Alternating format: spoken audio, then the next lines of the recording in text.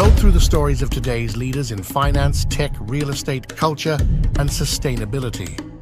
We share the boundless and beautiful technology of nature, where health is the new luxury and opportunities for a better future are being crafted by the second. This is Planet Gold, with your host, Enzo di Taranto.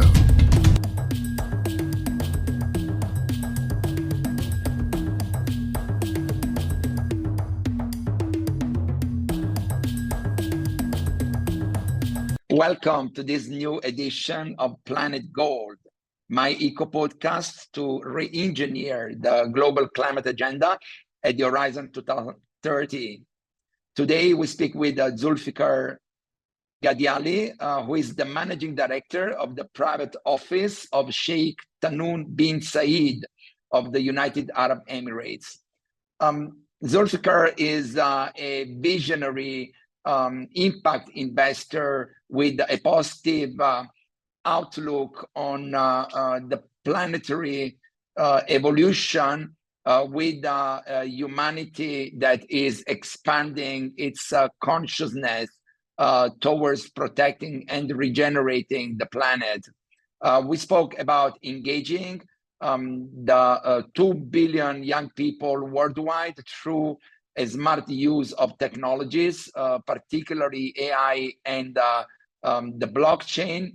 Zulfiquar has multiple business interests from India to the Gulf countries, including in the energy and real estate sectors. In fact, we discuss on how sustainability is positively impacting multiple economic sectors of the world economy, from real estate to agriculture and fashion.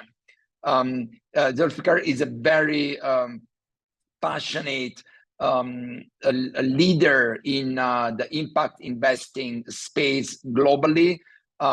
His heart is full of joy and a positive attitude towards people and Mother Earth, and I really enjoyed speaking with him about how to re-engineer the global climate agenda so that not only entrepreneurs and investors have a more approachable policy towards this new multi-million economy that is creating enormous opportunities in the green and blue sectors globally.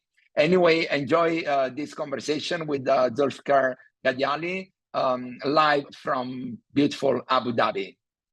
Enjoy and always love the planet. Welcome to this new episode of Planet Gold, the eco podcast to re-engineer the global climate agenda. This is a very special episode today. We have Mr. Zulfiquar Ghadiyali, who is the managing director of the private office of His Excellency Sheikh Tahnoon bin Saeed bin Tahnoon Al Nahyan. And I hope I pronounce the name correctly. But Zulfiquar, apart from his professional background, he's also a UN Global Peace Ambassador, a collaborator of the University for Peace, a beautiful human being that genuinely cares about the state of the planet and of humanity. So that philanthropic aspect also caught really my attention.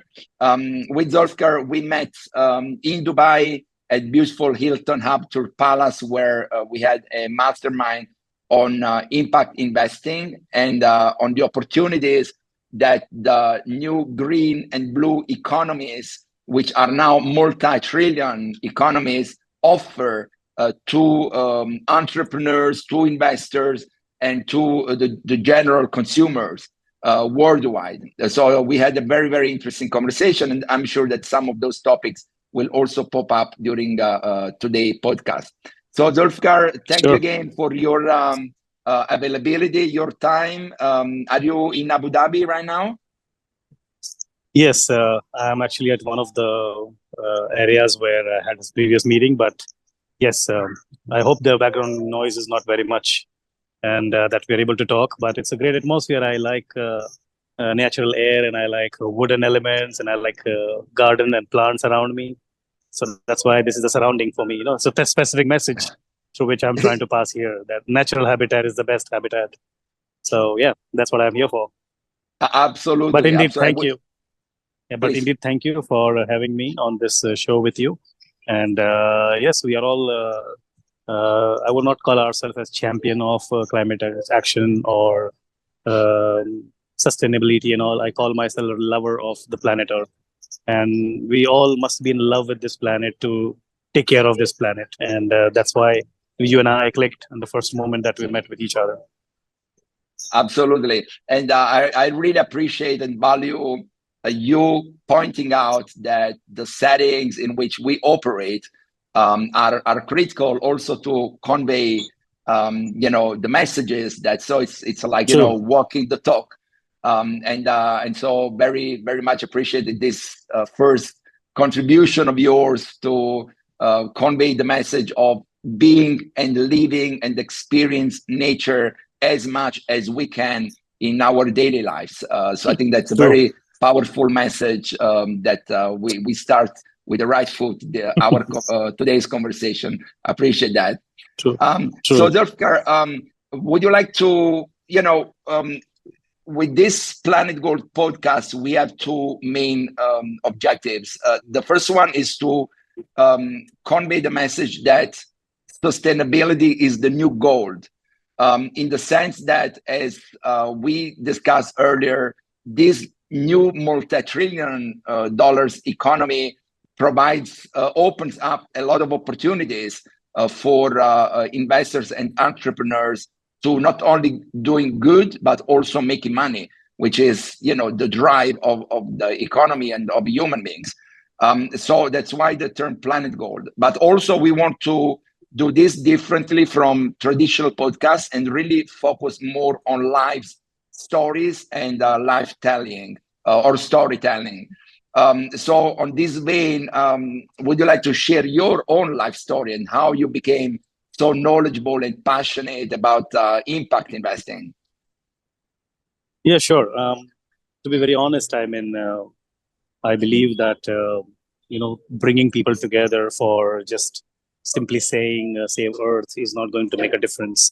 We must show actionable ideas, actionable plans as to how we intend to actually make a difference. And I believe that capitalism is the best way. Doing business is the best way. I'm against profiteering, but I don't mind profit making because that's the biggest motivation for everyone and anyone to come to work. The reason why I don't like to do charity is because charity enslaves people while creating employment creates empowerment. So why not just do a business which not only adds a number to your bottom line, but also helps you to achieve the sustainability goal. And I often tell entrepreneurs that this is not something that you discount, and this is something which helps your own ecosystem. Maybe the business that you are into, your raw material supply totally depends on the forest, for example. And if you do not nurture the forest, then you yourself will not have the raw materials that you so desire for your production or as a raw material. So it's very important that we support creating impact. And how can you create an impact? Well, grow more trees. Well, I'm not saying you conserve forest. You cut the trees if you need be, but you replant enough number of trees so that it covers up the damage to the ecosystem and thereby keeping the eco balance in a proper check. So with that, all these things in my mind, because when you're doing business, you're always worried about bottom lines. And of course, bottom lines are important because you're responsible for your stakeholders. But I wanted to club my passion for sustainable development with my business. And hence, I thought, looking at a business or creating new ideas focused on creating impact is sort of more important than just adding numbers to your profits, And that's when we started to focus on creating more and more projects for social good, projects which makes money and yet empowers people by giving them employment, by bringing people together for common good. When you bring people together, you kind of, make them forget their differences, the racial differences, the religious differences, the the global north-south divide, all of that can be forgotten if you bring people together for what is common for all of us, and that is clean air, fresh water. We all need education. We all need employment. We all need our women to be empowered. We all want our farmers to have more ethical chemicals and more ethically produced processes for growing what we eat, and all other processes. So that's when we started to focus on these businesses. We started to focus on collaborative consumption and sharing economy, as we popularly call it, in order to inculcate the idea of reuse, reduce, and recycle. So yes, this is what led me to this whole vision of coming into the impact investing. Absolutely, and that's very commendable. And I feel that more and more investors in the finance and banking sectors are becoming more conscious and more oriented towards the mindset that you just mentioned. And I remember many years ago, I worked with the Peace Nobel laureate Muhammad Yunus. You may have crossed him as well, dear Zulfiqar. And so you remember that he created this Grameen Bank, which was a bank. Well, actually, he won the Peace Nobel because he created this concept of microcredits. He was a professor of economy at MIT, so he was, a genius mind. But coming back to your valid point, is that profits is not devil. Actually, we need to foster profit making, but that profit has to have a social value, a purpose. And so with the creation of this net zero banking alliance that we discussed also during our mastermind conversation in Dubai, there are more and more executives, even owners of big banks that are moving towards financing sustainability rather than just making money. And that's a very, very interesting dynamics to follow. So Zulfiqar, always with having this mindset of storytelling, and thank you for sharing your story. So one interesting aspect is for us to understand if what we do every day, the resources that we allocate, the energy that we focus and we radiate really helps people. It's not just for us, but it's that we have an impact in the living conditions of people. So you live in a country, United Arab Emirates, that have both, greatest riches and also average and normal people, right? Hardworking, citizens. And so how you feel your work and your leadership impact the life of the consumers or average people, normal people like even us? Sure. So just to add here, I live between UAE and India. India is my country of birth, and UAE is a country of my work with the Royal Office in Abu Dhabi of Sheikh Tahnoon. So apart from many other things and many other businesses that I'm engaged into. But the bottom line of every initiative that I've ever taken has always been how to elevate people's lives, So all the businesses that I ever invested in, either my money or on behalf of my investors or on behalf of my royal family, I always taken care of the fact that something which, addresses the needs and aspiration, both of the lowest of the low in the pyramid of the human chain. I'm never worried about, creating product which can actually support the lowest of the lowest in the strata of society. Because what happens is when you address the needs of the people is when you actually target what is good for the public at large, and at the same time which will help keep the environment healthy. For example, I usually like to guide myself through examples. So let's say we recently invested in a tea plantation in India, and the underlying idea was not just selling tea. There are many people who are selling tea, but the underlying idea was to create a peace-led project. Now that area in India is been very poor always, and very much led by the agricultural mafia that exists in some parts. So we decided to take up this project, and we realized that it was a very remote area where the men usually go to better places to find jobs. So they leave the villages and they go into major cities. But there are women who stay back in the society into that particular village. So we decided to create a women-led project where we financed and invested in that project. And now we have created jobs for these women who otherwise will have no means for livelihood. And directly we're giving them access to the marketplace through, of course, like I always say, AI and technology plays a great role in supporting sustainability-led projects. Now, the green teas and variety of teas that these ladies produce for us, we directly ship them to the target factories for further processing, and it straight away goes to the hypermarkets. We have our own chain of hypermarkets, and we're tying up with many other partners in UAE like Lulu, in India also with some partners. The idea is to create a quality product, give the people and the consumer the product that they deserve, no compromise on the quality, and yet we are elevating the lives of the hundreds and thousands of women in a particular location in India. So this is an example of creating a product which helps and elevates people's life and also creates employment, also empowers people. So when you have an impact that you create with your product and with your ideas like this, I think that's where the real change can be achieved, in society at large. Absolutely. No, and that's very compelling and very honorable to think and to execute like that. And that's why I say more and more people are resonating to that frequency of helping people by making money, which I think it's the best possible approach. And humanity has finally come to this conclusion that you don't have to destroy and oppress others to enrich yourself, but you can do both. And you rightly say that technology allows today to Yes. democratize the economy.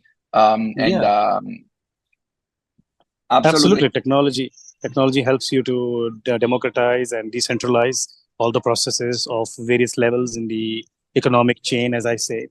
I can also tell you that it's not just the businesses, it's also about the processes and the kind of raw materials that you use in every cycle of production. In construction industry, I am actually proposing and propagating the use of as much as natural elements and materials as we can. I come from 3 generations of real estate development family back in India and various other places, even in Dubai and Abu Dhabi. We are now focusing on 100% carbon neutral construction processes and construction processes, wherein we are bringing in more natural elements. We are making use of wood. We are making use of naturally available stones, to focus on construction activities. And I think there's a lot of research that is going on into this, but I'm sure very soon it's not just about the sectors or the businesses or the products, but it's also about the processes of saving time, saving resources, saving man hours. All of these things will have to come in play, and that's where we will achieve the true economy in a real sense, where whatever we save is also added as a profit, and all those profits can be plowed back into supporting community-led projects. Look, I don't want to make money only for myself. I want to make money. I want to pay my salary to myself because I'm working for supporting my own family. But then all the additional money that retains or that remains should be plowed back into economic activity, should be plowed back to the stakeholders. When I say stakeholders, not just your investors, but also your people who are part of your processes and your operations, and to the market, to the consumers at the end of the day. Because today, people are not willing to buy your product just because you are Armani or a Gucci or a Prada. They want to see a real story behind the product. They want to see the real impact that the product makes. My own children, who are just young teenagers, they don't care for branded items. Well, if the brands also follow the same ethics, then they are welcome and happy to use those brands. But most importantly, more than the name, they are interested in, is it tested on animals? Do they employ laborers, and do they not exploit the laborers? There are these questions that kids nowadays, the generation, ask. And I think we have done a phenomenal job in raising them in the right way. So it's about creating the right processes, following the right ethical practices, and supporting communities, which leads to economic development. Now, Muhammad Yunus model that you talked about, it has elevated a life of millions and millions of people in especially eastern part of India and Bangladesh, which is to the east of India. What it has done is it has basically empowered the most vulnerable and the most affected people who had given up on the world, people who had given up on governments, people who had given up on society at large. They have gone ahead and empowered those people. They have gone ahead through this model of microfinancing. They've gone ahead and given hope. Most importantly, I always say more than money, it's the hope you can give to someone. Yes. You know, Totally. and it has created that, and it has created that hope that even we can do business, even we can create impact through smallest of the small things. I mean, these loans are not more than $300 sometimes maximum $1,000 loan, but to someone it can be a huge money. A bicycle may be nothing for a rich kid, but a bicycle for a man who can use that bicycle to load his merchandise and go and sell across various locations is a lifeline for him. Absolutely. You know, so there are these small things which can really make an impact in the world, and I believe that that's where the real effort should be, and real I mean, best of the best businesses are on autopilot mode for us.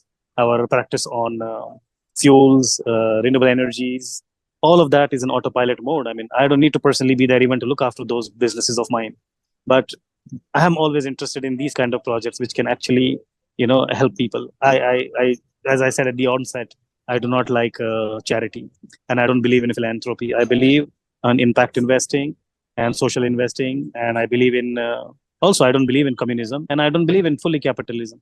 I believe in welfare economy which works for the well-being of everyone. Totally. We are definitely on the same wavelength in terms of envisioning the new economy. And I think that, you know, despite the distractions of many bad things that are happening in the world, I think that there is a new parable of humanity. There is an enlightenment. There is a expanded consciousness of many people. Obviously, these are generational processes. You know, we probably don't see it in our lifetimes, but our children and grandchildren certainly will enjoy a better planetary consciousness than we have been so far. Please. Just an hour back, I was in a meeting with some friends, and we were discussing, and we thought we finally came to a conclusion that we inherited a more peaceful world from our parents. Imagine in the days of your grandfather or my great grandfather. I mean, they were during the times of the Great War in the Europe or across the world. The whole medieval centuries were all full of wars and conflict because there was no economic activity back then. There was no capitalism, you know. So capitalism, to an extent, has kind of reduced the conflicts. Because earlier it was like, if I want something, I have to go fight for it and take it. Now, well, you can pay for it. So I think slowly and steadily, we will move towards a world which is much safer, much more peaceful. Yes, we do see conflict here and there, but there are isolated conflicts. And by and large, if you look at the world, it is peaceful today compared to what it was before. Or if you look at the medieval centuries or the ancient world, I think it's all happening for the betterment of the mankind. So I'm very hopeful about the great future ahead. Absolutely. And me too. And that's why we are here speaking today. Dear Zulfiquar, it's like, you know, we resonate with the same vision and mindset. You touched two very, very important points for me, and I'm sure for all our audiences. One is the engagement of the youth. And you remember that when we met, I was supporting, and I'm still supporting, the POP movement, which is, it was actually funded by a Peace Nobel laureate, Dr. Pachauri, an Indian citizen as well. And so with POP, and under now the leadership of Dr. Ash Pachauri, we are committed to engage 2 billion young people worldwide around, you know, protecting our planet. And that raise of consciousness is much more amplified within young generations. You provided the example of your children who are much more conscious than maybe even us regarding animal testing and use of organic or, you know, more responsible materials. So the engagement of the youth is fundamental, and we spoke about it in our previous conversations. I believe, and you also believe, that technology is now a conduit at our disposal to engage massively and rapidly the youth, but also, other circles of power that we also want to influence. So how do you see this connection between technology and youth engagement around the climate agenda? Yeah, sure. So I believe that it's all happening by nature, if you look at it. I mean, we as a human being always were connected to the greater portal, and sometimes we called it a miracle. Now we call it technology. So I believe that today's youth is very savvy on internet, on technology compared to you and me and our older generations. So today the young are aligning their thoughts, they're amplifying their vision. If we can do, if we can make a difference using this podcast today in a certain ways. So what is the biggest enabler here? The technology is enabler, right? So when you said technology plays a role of a conduit, yes, it's a conduit, it's a channel, it's an enabler. So I think joining hands with technology, in fact, at University for Peace of the UN, when we initiated our idea, the idea was to create capacity building vis-a-vis the youth of the day-to-day. Like how many CEOs, how many chairmen, how many common people that you meet on the street who understands what's the full form of SDG, and even if they understand what SDG stands for, how many people actually know what are those goals? Very few, very few, I And should say. exactly. And then how those goals percolate into ESG. There are goals which are good for environment, keeping in mind the environment. There are goals which are keeping in mind the society at large. And then there are goals which are totally for governance. Now, when you talk about technology and its implementation and its penetration, somebody once in an event, in a conference, asked me, why you're supporting blockchain? It's an expensive technology. Why you are propagating cryptocurrency? Isn't that the crypto mining result in depleting resources and very expensive when it comes to both financing and as well as on natural energy? So I told them, listen, but it also helps bring transparency. It also decentralizes governments. Totally. It also brings about the democratization, and governance is one of the major challenges. Ask people in the developing world or underdeveloping world where politics and corruption is the biggest reason for all the pilferage. Not that they don't have resources. What's the difference between a developed country and a developing country? The difference is who utilizes the resources in a better way, be it a human resource, be it their monies, be it their any other natural resources. Today in Africa, there is no dearth of resources. There is no dearth of human talent or people. The only thing is they have not utilized their resources in the right way or in a proper way. So it's all about creating governance. It's all about creating an engaging society to achieve both environmental and governance goals. So it's very important for us to understand how SDG can percolate into ESG, and the ESG framework can help banks to kind of touch and quantify. Sometimes we all get accused that we are not investing enough or financing climate projects. The reason being is that because there is no, everybody talks. Talking is nice. We all talk about sustainability, but how many can bring those goals to a bottom, to the point where we actually can see a workable model? Can we see a design which is ready to be executed, or a business plan which is quantifiable, where you can say, okay, this is like $1 going in and $2 coming out. So unless and until we create practical business plans focused on quantifiable goals and outcomes and assessment of impact, it's very difficult even for financiers and investors to put their money in. And I think that's where very important it is to create capacity. And that's what at UN, United Nations University for Peace, my idea was to create, not a peace-led project, but sustainability-led projects where peace is the result. We all want peace, yes. But idea of peace is different for all of us. For us right now is totally different. For someone in Palestine is not to get killed today. For someone in Africa to walk for 20 kilometers and still find water. That's their idea of peace. So idea of peace is different for all of us. But we all need clean water. We all need fresh air. We all need education, employment, healthcare.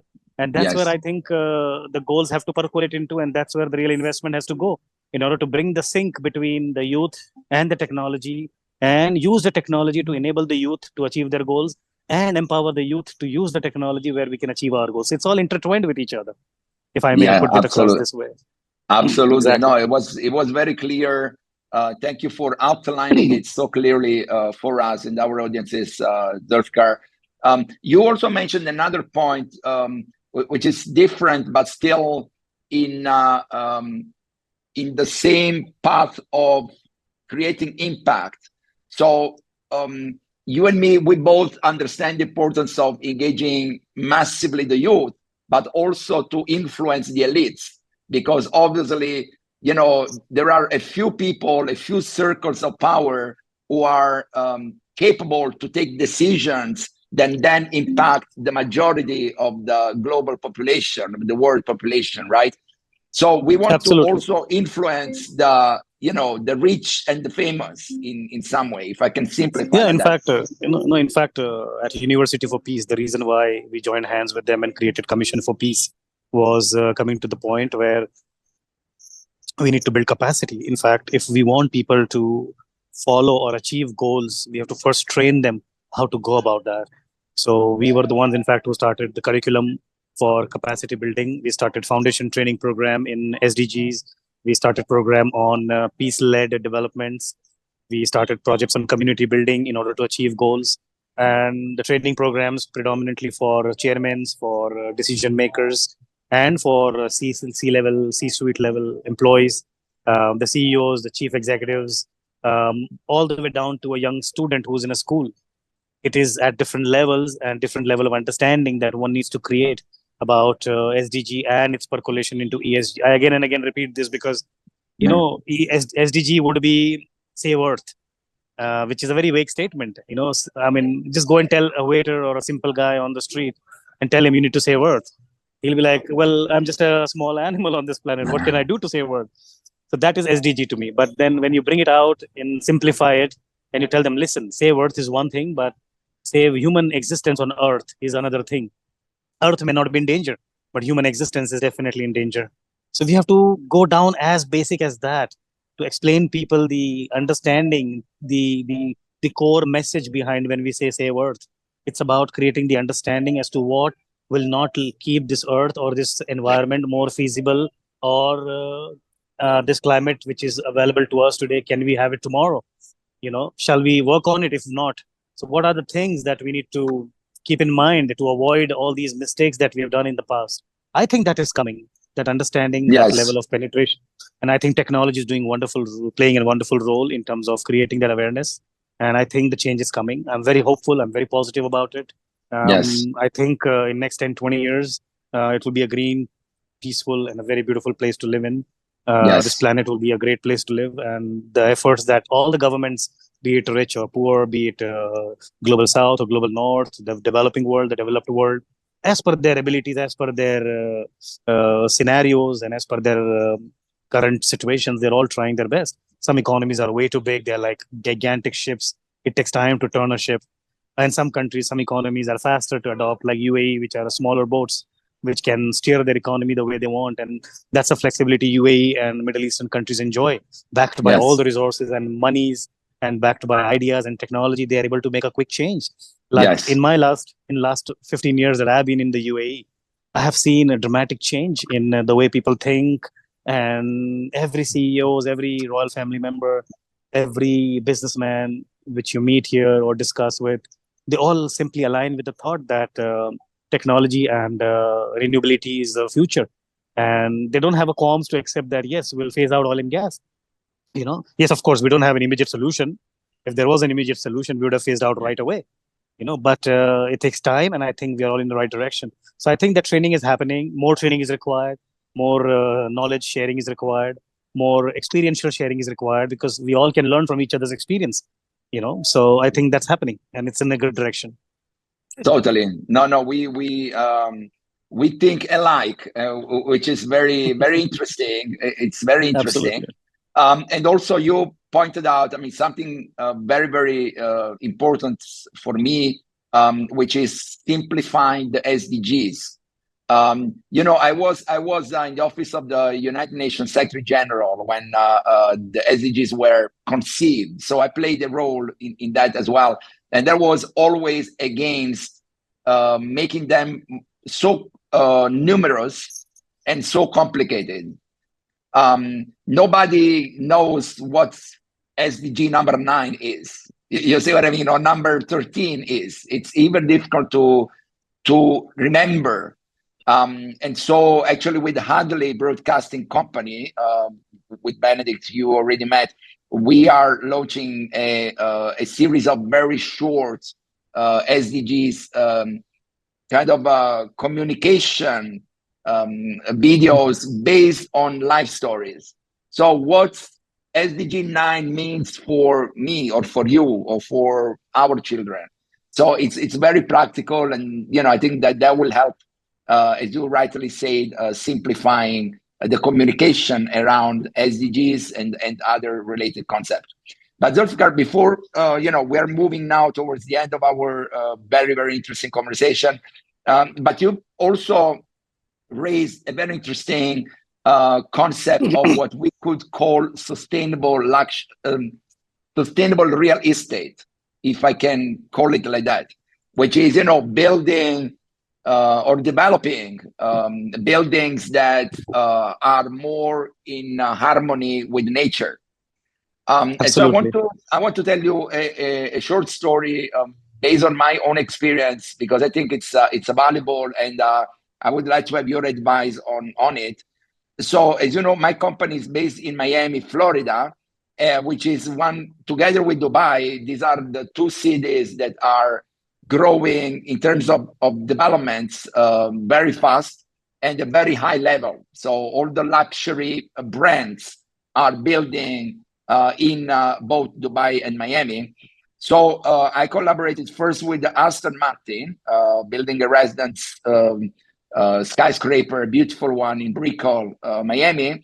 And then with Bentley, also a very important developer is building a Bentley Tower in Sunny Isles, which is a little bit north of Miami. And so I organized mastermind activations, around climate issues in both residences to attract, the rich and famous. Because once again, in addition to engage the youth, we also want to target those who have money and power to propel the climate agenda faster. And so Bentley Motors, I don't know if you know that, probably yes, but Bentley Motors, I mean the brand that builds the cars, they've made a commitment, a very interesting commitment, to become a totally sustainable brand by 2025. Okay. However, when I spoke with the developer building the Bentley Tower, I said, excuse me, but how do you translate in developing a building this brand commitment to be sustainable? And he told me, look, we do what we can, but if I should use only recyclable or sustainable materials, the building would cost me at least twice than what it's costing me now, and that would not be economically viable, because it would be too expensive.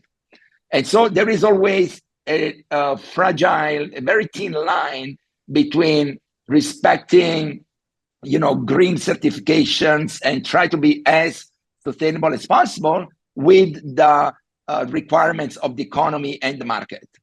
So how do you navigate towards overcoming that paradox?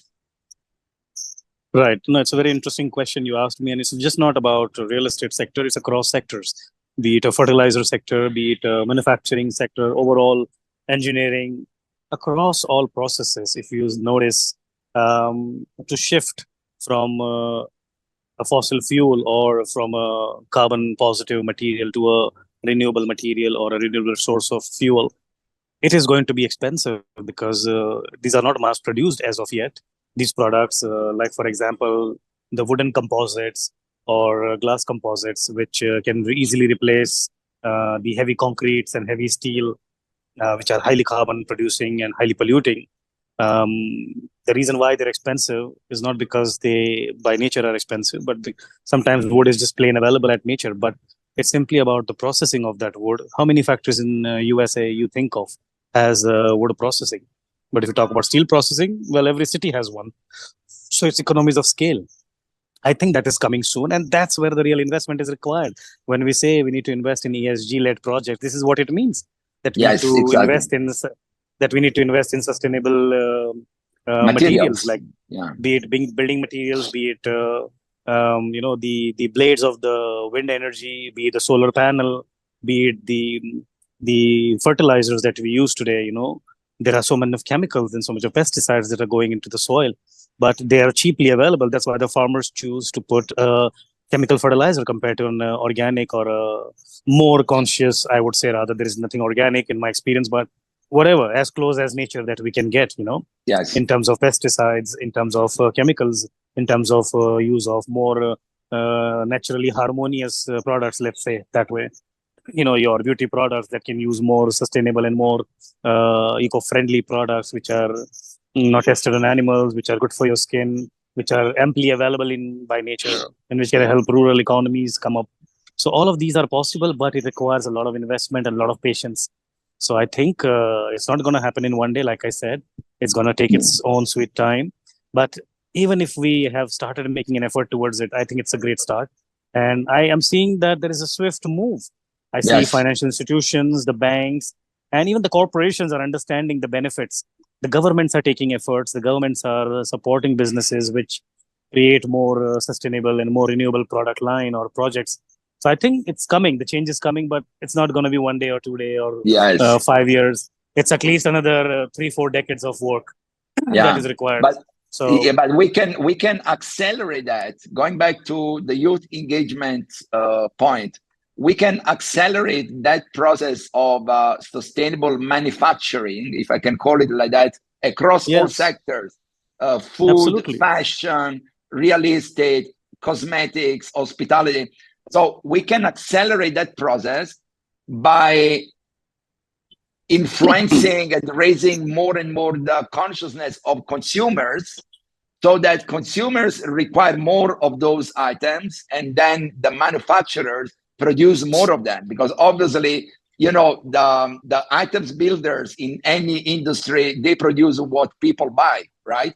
So in Absolutely. that sense, the consumer is sovereign in the economy, because decides what products are sold or not sold.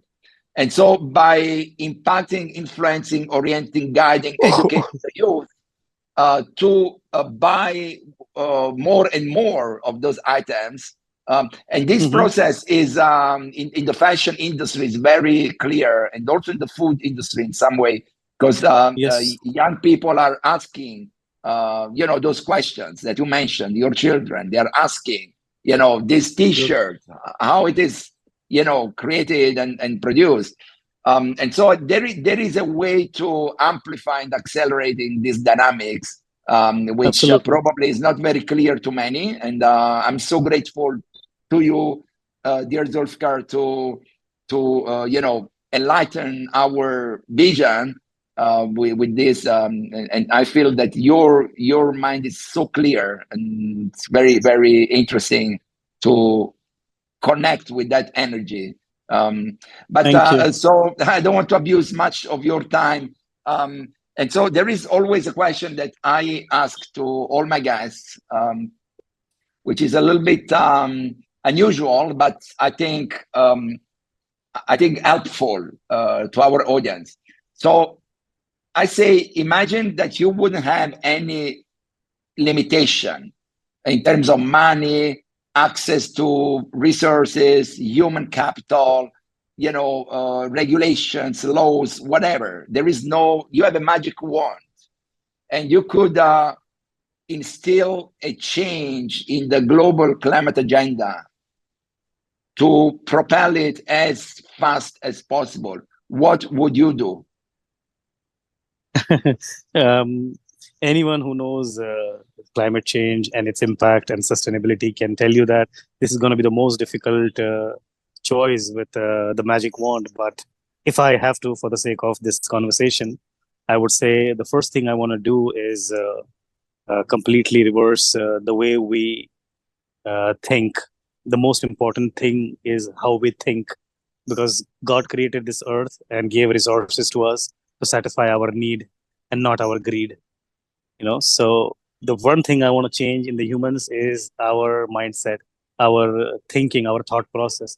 Even an carnivorous animal like a lion or a tiger will only hunt when he's hungry. He will not hunt when he's not hungry.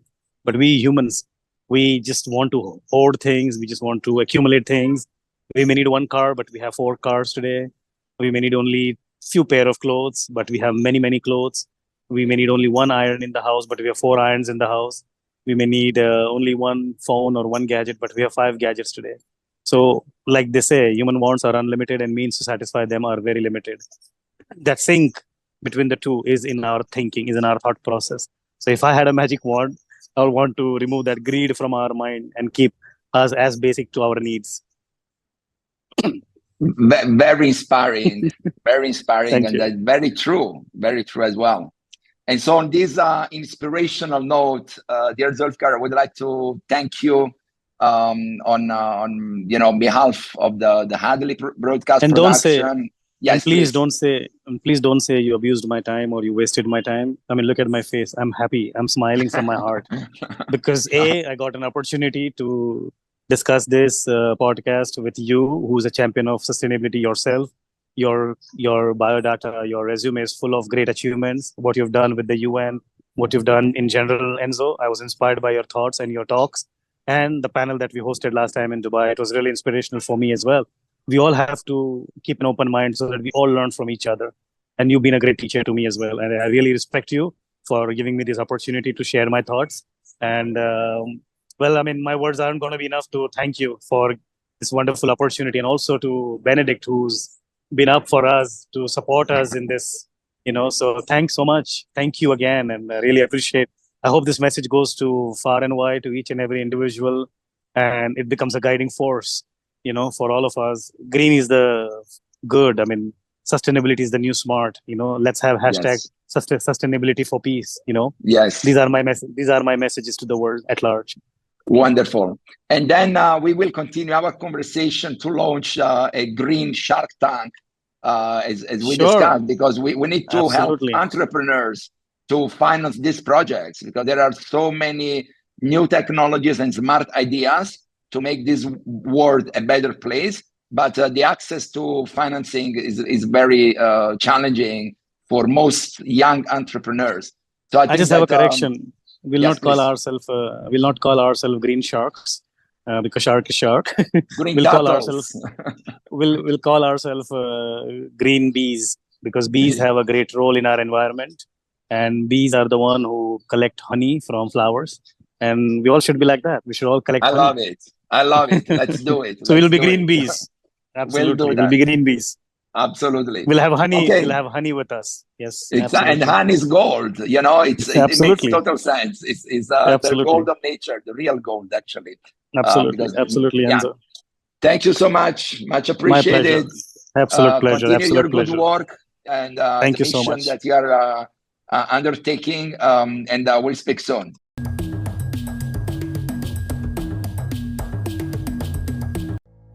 Told through the stories of today's leaders in finance, tech, real estate, culture, and sustainability.